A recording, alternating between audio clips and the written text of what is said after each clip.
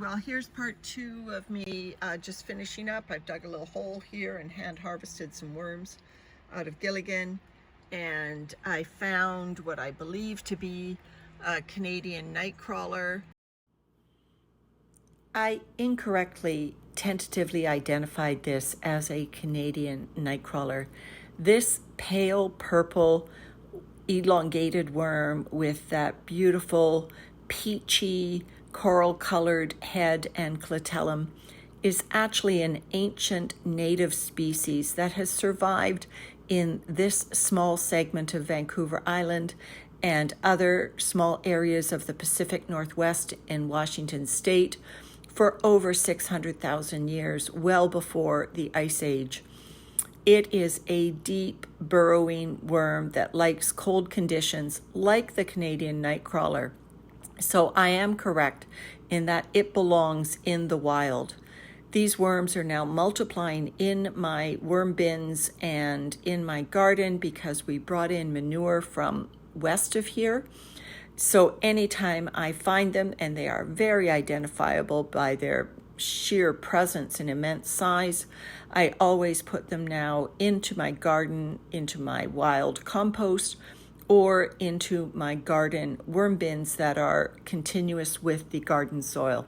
So anywhere I mention Canadian nightcrawler in this or my other videos, please substitute Arctiostrotus Vancouverensis and enjoy looking at this magnificent worm specimen. I'll include a link to my video where I describe this discovery of the worm and its features in more detail in the description. And these worms were in some of the outdoor material that I put in my bins. These are the worms that I've been collecting out of Gilligan here. These night crawlers, there were a few of them, and I don't want these worms to be in captivity. I don't think they should be. This is obviously a small one. The worms I put in here, there were 2 of them, 2 or 3. They were much bigger than this, which means they've obviously lived through the winter and reproduced.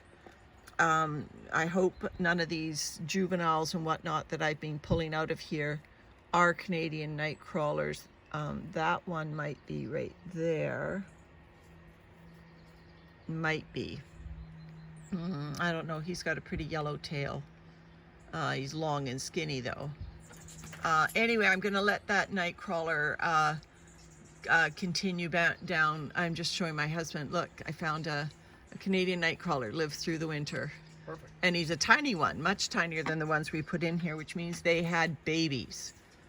And so I'm gonna let the night crawlers live in the turtle material, and it will just go all into our garden where it's got lots of depth for the night crawlers to live in happiness there. And like I said, we are going to be feeding it through the worm towers. So I'm delighted that the night crawlers lived here because I know they like cold temperatures, and this turtle did have supplemental heat through the winter, but it definitely had depth. It probably had a good 18 inches of depth for them to live in.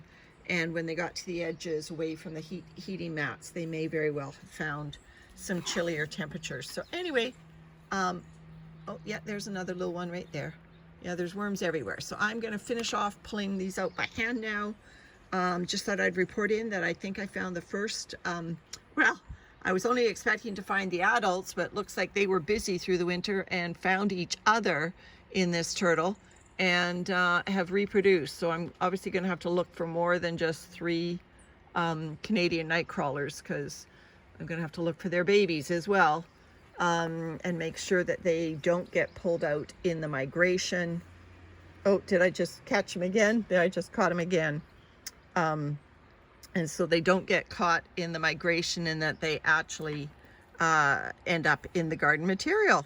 Anyway, that was exciting news. All right, bye.